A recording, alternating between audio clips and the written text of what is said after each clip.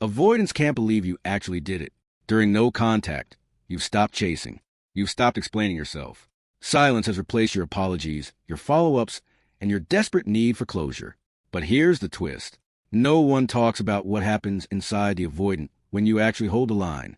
The people who push you away, who said they needed space, who acted like they were fine without you. They are not as settled as they look.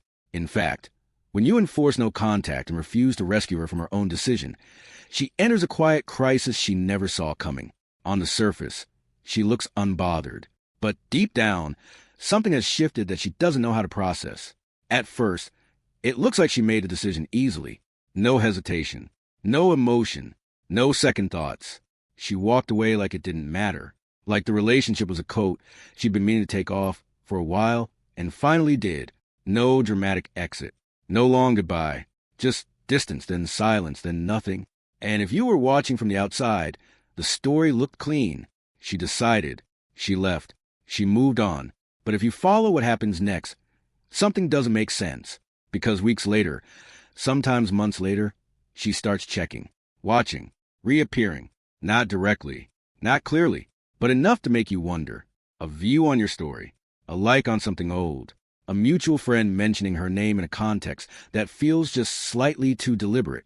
If she was so sure, why is she still here? If the decision was that easy, why does her presence keep leaking back into the edges? You're handling no contact wrong.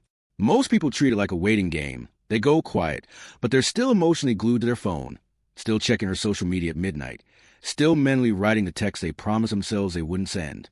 That's not no contact. That's silent chasing. And she can feel the difference, even without a single message from you. Real no contact isn't about punishing her or playing a strategy.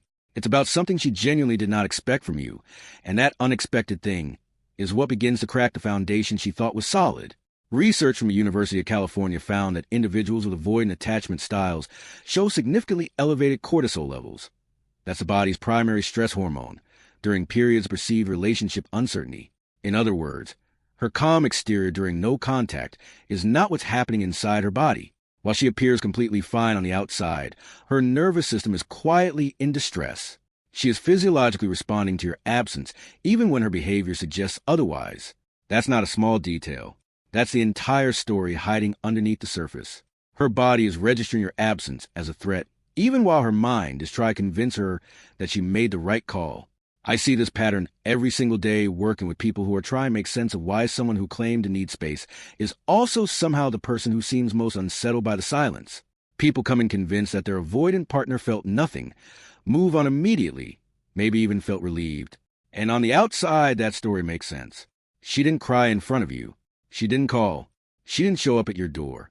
So the natural conclusion is that she's fine and you're the only one struggling. But that conclusion is almost always wrong. What shows up consistently, without exception, is that the avoidant is carrying something heavy, quietly, privately, and completely alone. And the longer no contact holds, the heavier it gets. The silence doesn't empty her out. It fills her up with everything she was trying to avoid feeling.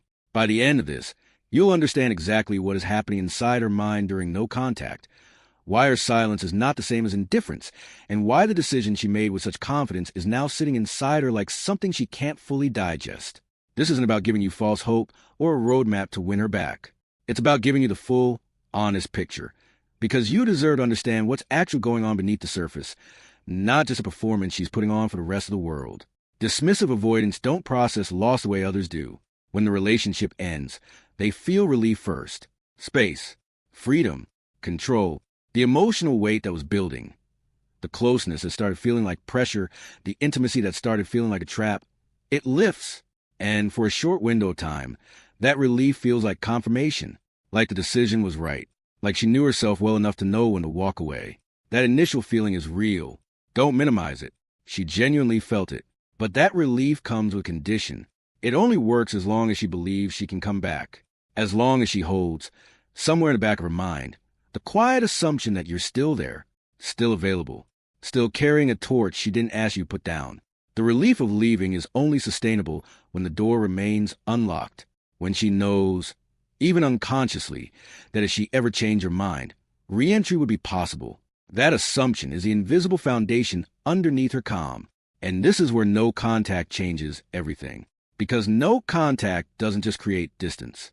It removes access. No reassurance. No emotional supply. No silent presence in her life. No late-night check-ins she can ignore but still feel.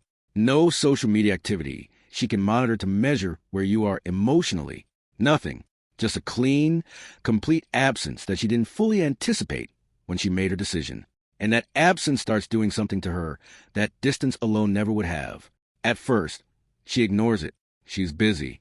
She has her own life. She tells herself this is exactly what she wanted, and she's not going to overthink it. Then she rationalizes it. Maybe you just need time.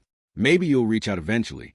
Maybe the silence is just the natural settling that happens after a breakup, and it doesn't mean anything permanent. She finds reasonable explanations and stacks them neatly in her mind.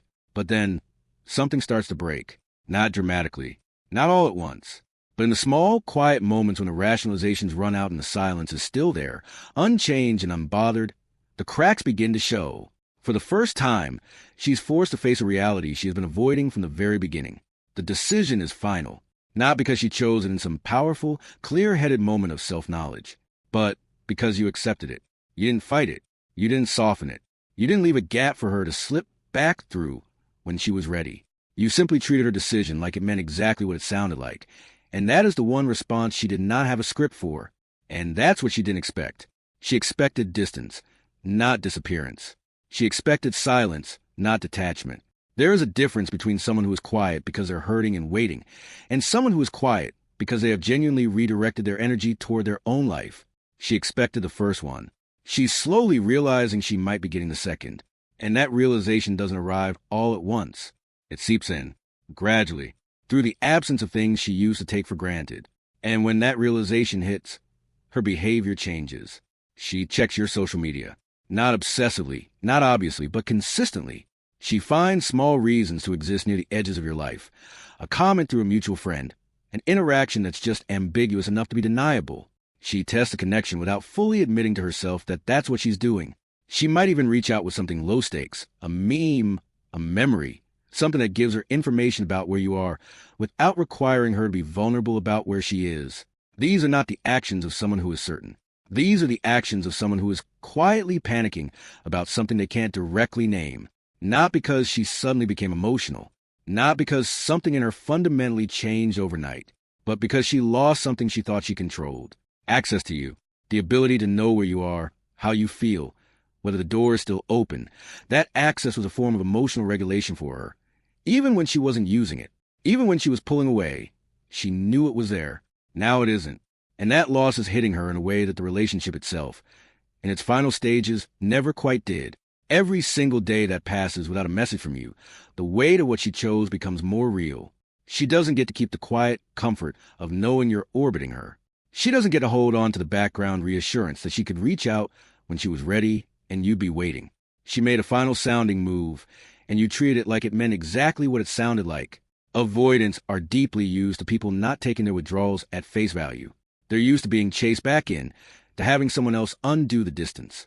You didn't undo it. You honored it. And that single fact is doing more internal damage to her certainty than anything you could have said in an argument.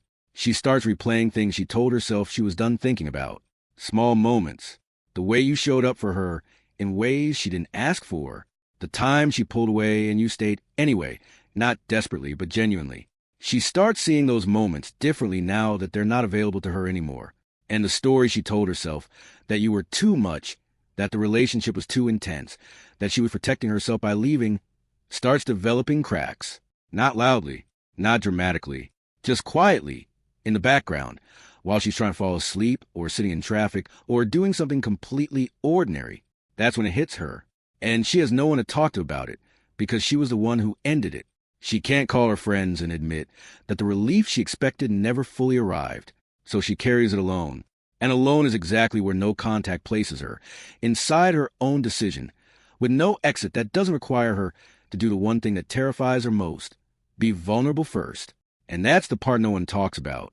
Avoidants don't struggle when they leave. They struggle when they realize they can't undo it. Because living with the decision is harder than making it. Making it felt like control. Living with it, especially when the other person has stopped making it easy to reverse, feels like something else entirely. It feels like consequence. And consequently,